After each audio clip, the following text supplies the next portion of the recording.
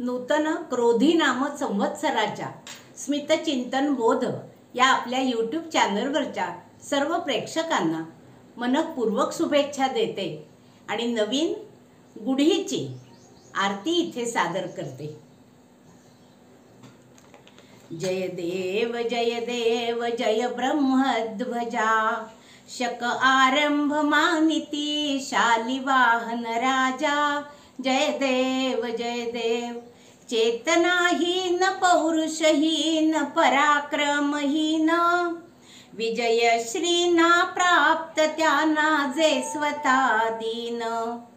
चैतन्य पराक्रम जागृत केला ओळखुनी गरजा शक आरंभ मानिती शालिवाहन राजा। जय देव देव दर्शन घ्यावे भगवंतासी मानावे वैभव सारे प्रभु देतो त्यास वंदन करावे।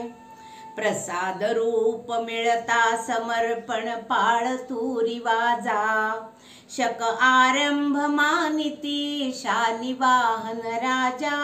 जय देव कडुलिंबाचे सेवन करूया जे आरोग्यदायी निरोगीत्व ते बहाल करीते ते लाभदायी। चवीला कडू तरी परिणामी चाखी तू मजा शक आरंभ मानिती शालिवाहन राजा। जय देव नववर्षाचा सण सकला देई उत्साह प्रभु प्रसाद हे जीवन आपुले समजू प्रवाह। प्रभु कार्यार्थ सज्ज हो या सन्मानी सजा शक आरंभ मानिती शालिवाहन राजा। जय देव जय ब्रह्मध्वजा शक आरंभ मानिती शालिवाहन राजा। जय देव नवीन वर्षाचा शुभेच्छा दिल्यानंतर गुढीसाठी जी आपण तयारी करतो ती गुढीची तयारी कशी असावी तर मंगल प्रभाती घरच्या देवाची अगदी सुचिरभूतपणे पूर्ण पूजा करून घ्यावी आणि गुढी उभारण्यासाठी सर्वांनी सज्ज व्हावे। रेशमी कोरं वस्त्र, वेळूची काठी, आंब्याची पानं, कडुलिंबाचा टाळा, पुष्पांची माळ, साखरेची माळ, काठीवर उपळा घालण्यासाठी तांब्याचा कलश, त्या कलशावर 5 कुंकवाची बोटं खालून वर येतील अशी रेखायची असतात म्हणजे उत्तरोत्तर प्रगती व्हावी हा त्याच्या मागचा अर्थ आहे। आपण जिथे गुढी उभी करणार आहोत ती जागा आधी स्वच्छ करून घ्यावी, पाट मांडावा, पाटाच्या भोवती रांगोळी घालावी। रांगोळीमुळे मंगल अशा गोष्टी तिथे आकृष्ट होतात आणि ही तयारी झाल्यावर गुढी उभारण्यासाठी जी काठी घेऊ तिची पूजा करावी। गुढीची तर प्रसिद्ध असलेली आरती पहिल्या व्हिडिओमध्ये तुम्हाला आहेच आणि ह्याही व्हिडिओमध्ये मी त्या डिस्क्रिप्शन बॉक्समध्ये ती तुम्हाला लिखित स्वरूपात मिळेल अशी योजना करते। आपण ज्या गोष्टी गुढीसाठी वापरतो थोडीशी त्याचा माहिती खुलासा करायचा इथे प्रयत्न करते।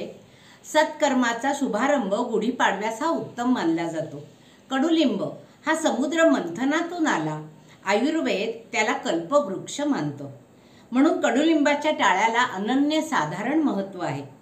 जिरं गूळ आमसूल घालून चटणी त्याची प्राशन करावी आरोग्य उत्तम राहण्यासाठी।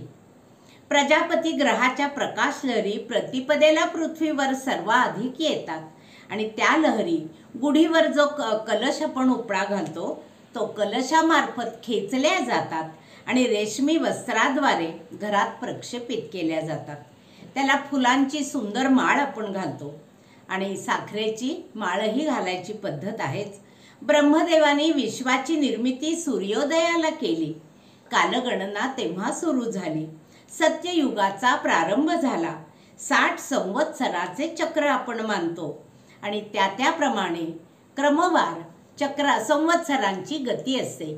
यंदा मात्र क्रोधी नाम संवत्सरे असं ह्या संवत्सराचं नाव आहे। घरच्या देवांची पूजा झाल्यानंतर आपण गुढी उभारतो, ही सूर्योदयाला उभी करावी आणि सूर्योदयाला उभी केलेली गुढी सूर्यास्तापूर्वी उतरवावी, हा गुढीचा मान मानला जातो. क्रोधी नाम संवत्सर जरी असेल तरी आपण ठरवून क्रोधाला दूर ठेवूया, म्हणजे संवत्सराचा विजय प्राप्त करून घेऊया. धन्यवाद.